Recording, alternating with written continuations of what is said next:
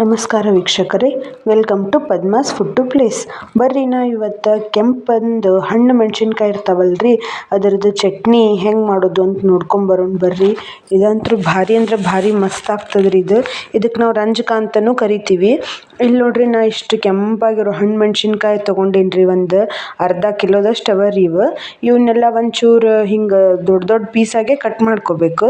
ಅಗದಿ ಸಣ್ಣ ಅಂತೇನು ಬೇಡ. ಈಗ ಒಂದು ಪ್ಯಾನ್ ಒಳಗೆ ಸ್ವಲ್ಪ ಎಣ್ಣೆ ಹಾಕ್ಬೇಕ್ರಿ. ಫಸ್ಟ್ ಗ್ಯಾಸ್ ಹಚ್ಬೇಕ್ರಿ, ಆಮೇಲೆ ಎಣ್ಣೆ ಹಾಕಬೇಕು. ಎಣ್ಣೆ ಹಾಕಿ ಇವು ಮೆಣಸಿನ್ಕಾಯವಲ್ರಿ ಅದ್ರಾಗ ತಾಳ್ಸೋದಿರ್ತದ್ರಿ.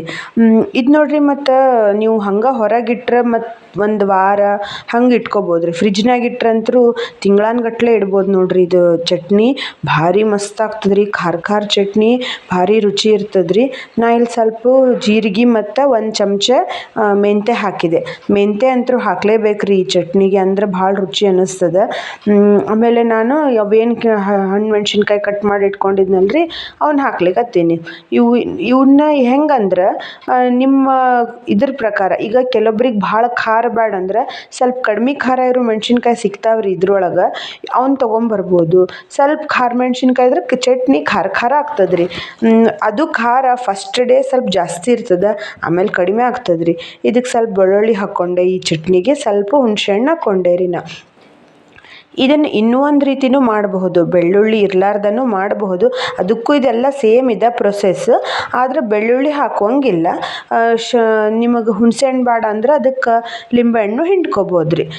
ಈಗಿಷ್ಟು ತಾಳಿಸಿದೆ ರೀ ಇದನ್ನು. ಇನ್ನು ಗ್ಯಾಸ್ ಆಫ್ ಮಾಡಿ ತೆಳಗೆ ಇಟ್ಕೊಳ್ತೀನಿ. ಒಂದು 10 ನಿಮಿಷ ಇದನ್ನು ಆರ್ಲಿಕ್ಕೆ ಬಿಡ್ಬೇಕ್ರಿ. ಇದನ್ನು ಬಿಟ್ಟಾದಮೇಲೆ ಇದನ್ನು ಮಿಕ್ಸರಿಗೆ ಹಾಕ್ಕೊಳ್ಳೋದು. ಮಿಕ್ಸರಿಗೆ ಹಾಕ್ಕೋಬೇಕಾದ್ರೂ ಒಂದೆರಡು ಪದಾರ್ಥ ಅವನ್ನ ಮಿಕ್ಸ್ ಮಾಡಿ ಮಿಕ್ಸರಿಗೆ ಹಾಕ್ಕೋಬೇಕು. ಇಲ್ಲಿ ನೋಡ್ರಿ, ಹಣ್ಣು ಮೆಣಸಿನ್ಕಾಯ್ದೆಲ್ಲ ಭಾಳ ಏನು ಇವನ್ನ ತಾಳ್ಸೋದು ಬ್ಯಾಡ್ರಿ. ಜಸ್ಟ್ ಒಂದು 5 ನಿಮಿಷ ನಾವು ತಾಳ್ಸಿದ್ರೆ ಸಾಕು, ಮೆತ್ತಗಾಗ್ಬಿಡ್ತಾವ್ರಿ. ಈಗ ಇದೆಲ್ಲ ಫುಲ್ ತಣ್ಣಗಾಗ್ಯದ್ರಿ. ಇವನ್ನೆಲ್ಲ ನಾನು ಇನ್ನು ಮಿಕ್ಸರಿಗೆ ಹಾಕ್ಲಿಕ್ಕತ್ತೀನಿ. ಬೆಳ್ಳುಳ್ಳಿ ಹಾಕಿದ್ರೆ ಇದೊಂಥರ ರುಚಿನ ಮಸ್ತ್ ಅನ್ನಿಸ್ತದೆ ನೋಡ್ರಿ. ಈಗ ಇದಕ್ಕೆ ಅದಲ್ರಿ ಎಲ್ಲ ಸ್ವಲ್ಪ ಉಪ್ಪು ಹಾಕ್ಬೇಕ್ರಿ. ನಾನು ಇಲ್ಲಿ ಕಲ್ಲುಪ್ಪು ಹಾಕೀನಿ, ಅಂದ್ರೆ ಚಟ್ನಿ ತಡಿತದಂತ ಹೇಳಿ ಕಲ್ಲುಪ್ಪು ಹಾಕೀನಿ. ಆಮೇಲೆ ಇದಕ್ಕೊಂದು ಸ್ವಲ್ಪ ಬೆಲ್ಲ ಹಾಕ್ಬೇಕ್ರಿ. ಯಾಕಂದ್ರೆ ಹುಣಸೆಹಣ್ಣು ಹಾಕಿರೋದಕ್ಕೆ ಸ್ವಲ್ಪ ಹಾಕಬೇಕು, ಭಾಳ ಏನು ಬೇಕಾಗಂಗಿಲ್ಲ. ಒಂದು ಸ್ವಲ್ಪ ಹಾಕಿ ಇದನ್ನು ಚಲೋತಂಗೆ ಇದು ಮಾಡ್ಬೇಕ್ರಿ. ಮಿಕ್ಸರ್ ಭಾಳ ಹಿಂಗೆ ಅಬ್ಡ ಜಬ್ಡ ಅಲ್ಲ, ಫುಲ್ ಸಣ್ಣಂಗೆ ಇದನ್ನು ಮಿಕ್ಸರ್ ಮಾಡ್ಕೋಬೇಕ್ರಿ.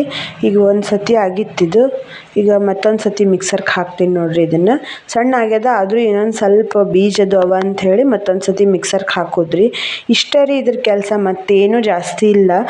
ಆದರೆ ಹಿಂಗೆ ಮಾಡಿ ಇಟ್ಕೊಂಡು ನೀವು ರೊಟ್ಟಿ ಜೋಡಿ ಚಪಾತಿ ಜೋಡಿ ತಿಂದ್ರೆ ಭಾರಿ ರುಚಿ ಅನ್ನಿಸ್ತದೆ ನೋಡ್ರಿ. ಚಟ್ನಿ ರೆಡಿ ಆಯ್ತು. ಮಸ್ತ್ ಹಣ್ಣು ಮೆಣಸಿನ್ಕಾಯಿ ರಂಜಕ ಅಂತೀವಿ ನಮ್ಮ ಕಡೆ ನಾವು. ಇದಕ್ಕೆ ಹಣ್ಣು ಮೆಣಸಿನ್ಕಾಯಿ ಚಟ್ನಿನೂ ಅನ್ಬೋದು. ಭಾರಿ ರುಚಿ ಅನ್ನಿಸ್ತದ್ರಿ ಇದು. ನೋಡ್ರಿ, ಕಲರ್ ಅಂತೂ ಹೆಂಗೆ ಮಸ್ತ್ ಬಂದದ. ಇದು ಫಸ್ಟ್ ಡೇ ಹಿಂಗೆ ಇರ್ತದ್ರಿ, ಸೆಕೆಂಡ್ ಡೇ ಮತ್ತು ಒಂದು 4 ದಿನ ಹೋದ್ರೆ ಮತ್ತು ಕಲರ್ ಮಸ್ತ್ ಬರ್ತದ್ರಿ. ಇದಕ್ಕೆ ನಿಮಗೆಲ್ಲ ಹೆಂಗೆ ಅನ್ನಿಸ್ತು ತಿಳಿಸಿ ವೀಕ್ಷಕರೇ. ನೀವು ಈ ಹಣ್ಣು ಮೆಣಸಿನ್ಕಾಯಿ ಚಟ್ನಿ ಮಾಡ್ಕೊಳ್ರಿ.